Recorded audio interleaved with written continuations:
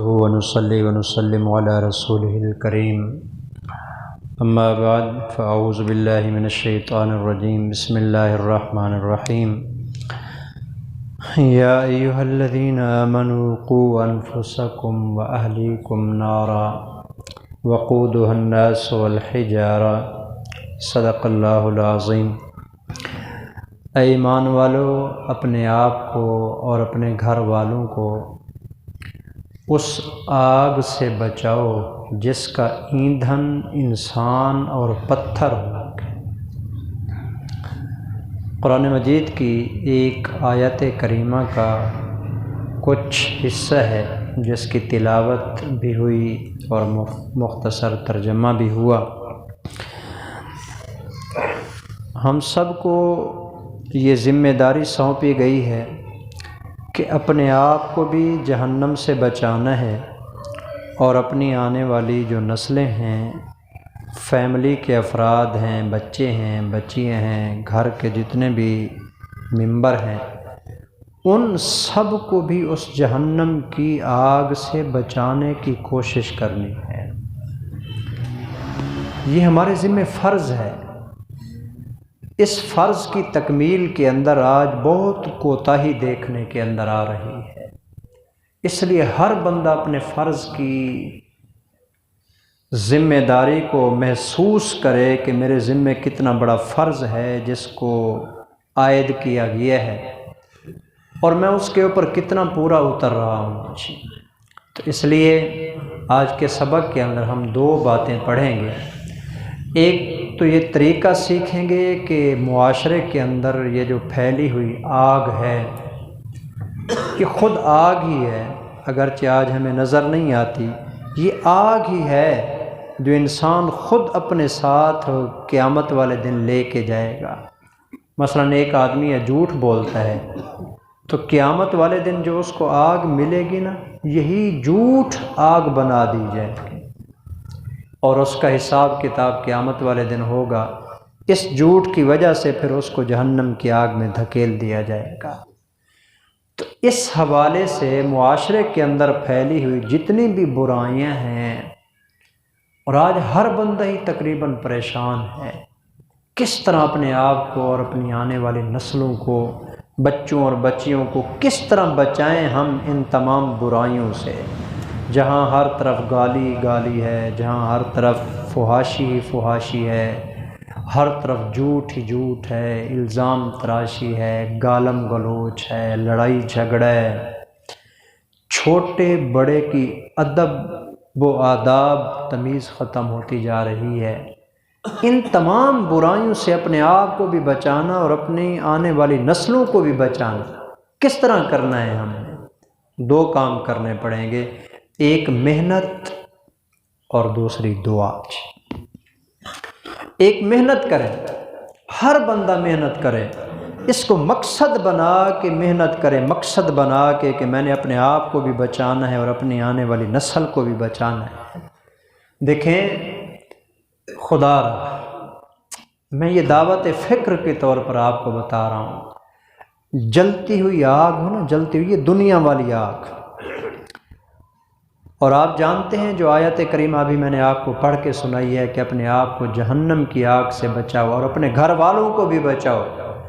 جہنم والی آگ کا جانتے ہیں کہ یہ کتنی بڑی سخت چیز ہے؟ اللہ سب کو پناہ دے۔ اتنی سخت کہ رسول اللہ صلی اللہ علیہ وسلم نے فرمایا کہ اس دنیا والی آگ سے 69 گنا زیادہ وہ گرم ہوگی۔ اگر اس کا ایک انگارہ اٹھا کے روئے زمین کے پہاڑوں پہ ڈال دیا جائے، تمام پہاڑوں کو چیر پھاڑ کے ختم کر دے۔ اس جہنم کی آگ کی بات کر رہا ہوں، اور اللہ بھی اسی کی بات فرما رہے ہیں، اپنے آپ کو اور اپنے گھر والوں کو بچاؤ۔ آج ہم دنیا والی اس آگ سے بچوں کو بچانے کی کتنی فکر کرتے ہیں۔ آگ جلی ہوئی ہو، پانی گرم رکھا ہو، پتیلا گرم رکھا ہو، چائے گرم رکھی ہو، چھری رکھی ہوئی، کوئی بھی ایسی چیز ہے جو بچے کو نقصان پہنچا سکتی ہے، آپ نے دیکھا نہیں ہے کہ گھر کے اندر کتنا اہتمام کیا جاتا ہے بچے کو اس نقصان والی چیز سے بچانے کا اتنا اہتمام کبھی ہم نے جہنم کی آگ سے بچانے کا بھی کیا ہے؟ سوچنے کی بات ہے، غور کرنے کا مقام ہے۔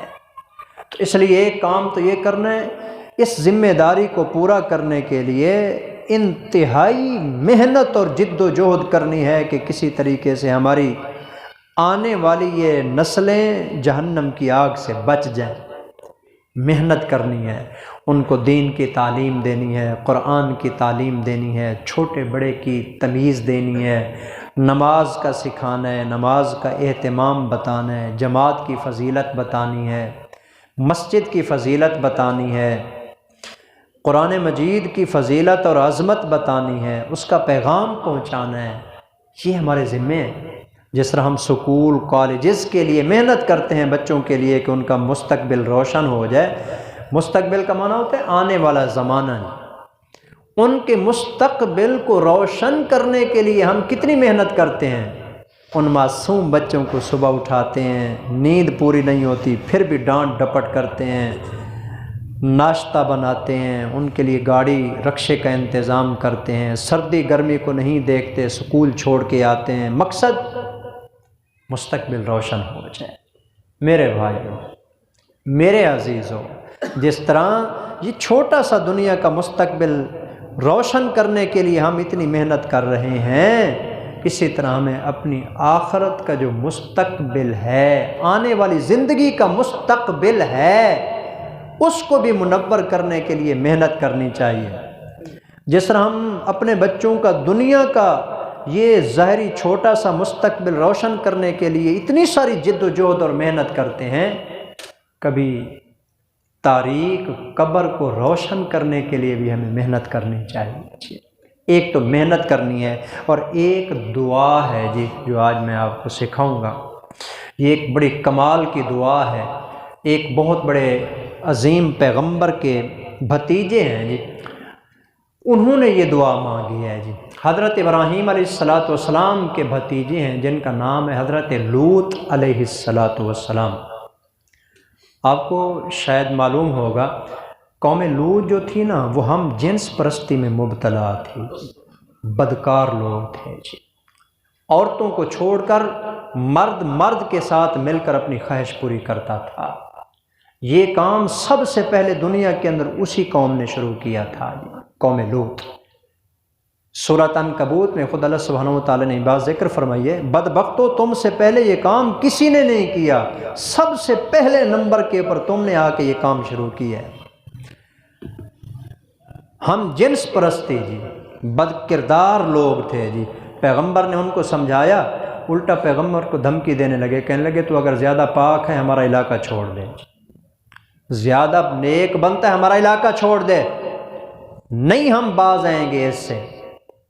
ان کے پاس فرشتے آتے ہیں، ان کے گھر میں آ کے بیٹھتے ہیں۔ قوم کے لوگوں نے دیکھا وہ فرشتے نوجوان خوبصورت لڑکوں کی شکل میں آئے تھے۔ یہ قرآن مجید نے بھی واقعہ بیان کی ہے سورۃ ہود کے اندر جی۔ پہلے وہ فرشتے ابراہیم علیہ السلام کے پاس گئے، ابراہیم علیہ السلام کے ساتھ جا کے تھوڑی سی گپ شپ لگائی، ان کے ساتھ بیٹھے۔ ابراہیم علیہ السلام کو بھی پتہ نہیں چلا کہ یہ کون ہے جی، مہمان بن کے گئے، وہ جا کے بیٹھ گئے۔ ابراہیم علیہ السلام کے بارے میں اللہ تعالیٰ فرماتے ہیں وہ گئے بچھڑا ذبح کر کے اس کو تل کے بھون کے جو ہے نا مہمانوں کے سامنے رکھ دیا۔ ابراہیم علیہ السلام نے مہمانوں کے سامنے رکھا، مہمان ہاتھ ہی نہیں لگاتے۔ ابراہیم علیہ السلام نے کہا یار کھاتے کیوں نہیں ہو؟ کہنے لگے کہ ہم تو فرشتے ہیں، ہم تو کھانے سے پاک ہیں۔ ابراہیم علیہ السلام نے فرمایا اللہ کے بندے پہلے بتانا تھا، میں نے بچھڑا ذبح کر دیا۔ انہوں نے کہا کہ حضرت آپ پہلے بتاتے کہ آپ بچھڑا ذبح کرنے جا رہے ہیں، ہمیں کیا پتا کہ آپ کہاں جا رہے ہیں۔ ایک دیوار کا فاصلہ ہے، مہمان بیٹھک میں بیٹھے ہیں، فرشتے جبرائیل بھی اس میں موجود ہیں، اور ابراہیم علیہ السلام اپنے گھر میں ہیں جی، جا کے بچھڑا ذبح کر دیا۔ جبرائیل کو پتہ نہیں چلا کہ ابراہیم اس دیوار کے پیچھے کیا کر رہا ہے، اور ابراہیم پیغمبر کو پتہ نہ چلا کہ میری بیٹھک کے اندر بیٹھا ہوا کوئی نوجوان لڑکا ہے کہ جبرائیل ہے۔ کیوں؟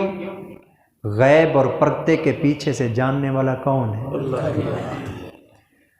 تو بہرحال انہوں نے کہا کہ ہم نہیں کھاتے، آپ اپنا کام کریں۔ تو پھر پوچھا کہ آپ جا کہاں رہے ہیں؟ تو انہوں نے کہا قوم لوط کو عذاب دینے جا رہے ہیں۔ تو حضرت ابراہیم علیہ السلام نے فرمایا کہ اس میں تو میرا بھتیجا بھی رہتا ہے، میرا بھتیجا لوط بھی رہتا ہے اس میں علیہ السلام۔ انہوں نے کہا ہمیں پتہ ہے جو رہتے ہیں وہاں پر۔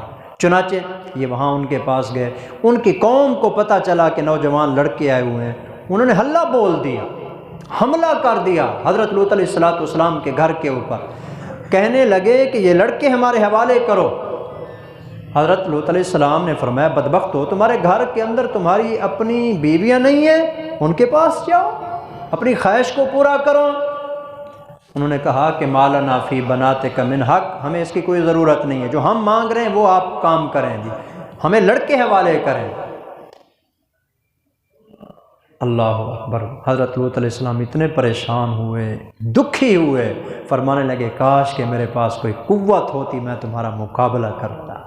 بدبختو، میرے مہمان آئے بیٹھے ہیں، تم یہ کام کر رہے ہو۔ تو جس وقت دروازے پر آ گئے نا پوری قوم کے لوگ، دروازہ توڑنے لگے۔ تو جبرائیل علیہ السلام نے اس وقت، پہلے جبرائیل نے حضرت لوط علیہ السلام کو بھی نہیں بتایا کہ ہم کون ہیں جی، جب دروازہ توڑنے لگے نا جبرائیل نے فرمایا کہ لوط ان کو آنے دے، جن کو آپ لڑکا سمجھ رہے ہیں ہم لڑکے نہیں، ہم رب کے فرشتے ہیں، آنے دیں ان کو۔ جب وہ دروازہ توڑنے لگے نا جبرائیل آگے بڑھے اور اپنا یوں پر مارا، جتنے بھی قوم کے لوگ آئے کھڑے تھے اللہ نے سب کو اندھا کر دیا۔ فرمایا کہ صبح کے وقت ان کے اوپر عذاب آئے گا۔ چنانچہ اللہ سبحانہ و تعالیٰ کے حکم سے ان کی بستیوں کے نیچے سے جبرائیل علیہ السلام نے اٹھایا اور اوپر لے جا کے ان کی بستیوں کو یوں الٹ کے پھینک کے نیچے مار دیا، سب برباد ہو گئے۔ اس کے باوجود اللہ نے اوپر سے پتھروں کی بارش برسائی، ان بدبختوں کے اوپر اللہ کو اتنا غصہ آ رہا تھا۔ تو یہ قوم کے لوگ تھے جو اس طرح کے برے کام میں ملوث تھے۔ تو اب حضرت لوط علیہ السلام پریشان تھے کہ یہ باہر کا معاشرہ ہے، میرے اپنے بچوں کا کیا بنے گا۔ اس وقت انہوں نے ایک دعا مانگی تھی جی، بہت مختصر ترین دعا ہے جی، اور بہت کمال کی دعا ہے۔ اس معاشرے میں رہتے ہوئے یہ دعا سمجھنا اور مانگنا ہر مسلمان کے ذمہ فرض ہے۔ فرض کے درجے میں آپ کو بتا رہا ہوں، اس دور کے اندر یہ ضروری ہے جی۔ انتہائی مختصر ترین الفاظ ہیں جی اس کے، لیکن یاد رکھ کے اس کو پڑھنا ہے جی، ذہن میں رکھ کے۔ اور یہ قرآن مجید میں دعا ہے جی، سورۃ الشعراء کے اندر جو ہے نا یہ دعا آتی ہے، ان کا واقعہ بھی آتا ہے، یہ دعا بھی آتی ہے۔ تو گویا کہ یہ قرآن مجید کی دعا ہے، تو اس لیے اس کو اہتمام کے ساتھ اس دور کے اندر، اس پرفتن دور میں اپنے آپ کو اور اپنی فیملی کو ان تمام برائیوں سے، خاص طور پر یہی گندگی جو آج ہمارے ہاں یہ ابھی کچھ عرصہ ہوا ہے گزرا ہے جی، ٹرانسجینڈر کے نام پر، اس کے اوپر اب ڈرامے بھی بنائے جا رہے ہیں، فلمیں بھی بنائی جا رہی ہیں، یعنی آنے والی ہماری نسل کو اس کام کے اوپر لگانے کی پوری کوشش کی جا رہی ہے۔ تو ان تمام پھیلی ہوئی برائیوں سے اپنے آپ کو اور اپنے گھر والوں کو بچانے کے لیے یہ دعا مانگنی ہے۔ اس کا ترجمہ دیکھیں گے جی، اس کے بعد یہ پڑھیں گے، رب نجنی و اہلی مما یعملون۔ حضرت لوط علیہ السلام نے کہا اے میرے پروردگار، نجنی، مجھے بھی، و اہلی، اور میرے اہل و عیال اور فیملی اور گھر والوں کو بھی نجات عطا فرما، مما، ان تمام گندگیوں اور برائیوں سے، یعملون، جن کا یہ ارتکاب کر رہے ہیں۔ یعنی یہ معاشرے کے اندر پھیلی ہوئی جو بے راہ روی ہے نا، یہ معاشرے کے سوسائٹی کے لوگ جو بد کرداری اور بد فعلی میں لگے ہوئے ہیں، اس برائی سے مجھے اور یا اللہ میری نسل اور میرے اہل و عیال، میرے گھر والوں کو بھی بچا۔ تو اس دور کے اندر اس دعا کا مانگنا نماز پڑھنے کے برابر فرض ہے جی۔ تو دو کام کرنے ہیں، محنت، کوشش، اور دوسرے نمبر پر اس دعا کا اہتمام۔ انشاءاللہ اس کا نتیجہ کیا ہوگا؟ اگلی آیت جو اس کے بعد آتی ہے نا، وہ ہے فَنَجَّيْنَاهُ وَأَهْلَهُ۔ اللہ تعالیٰ فرماتے ہیں میرے پیغمبر نے یہ دعا مانگی، اس دعا کے فوراً بعد ہی میں نے اپنے پیغمبر کو اور اس کے گھر والوں کو نجات عطا فرما دی۔ تو یہ دعا ہے پیغمبر کی، اس لیے پڑھیں گے اس کو جی، رب نجنی و اہلی مما یعملون۔ رب نجنی و اہلی مما یعملون، رب نجنی و اہلی مما یعملون۔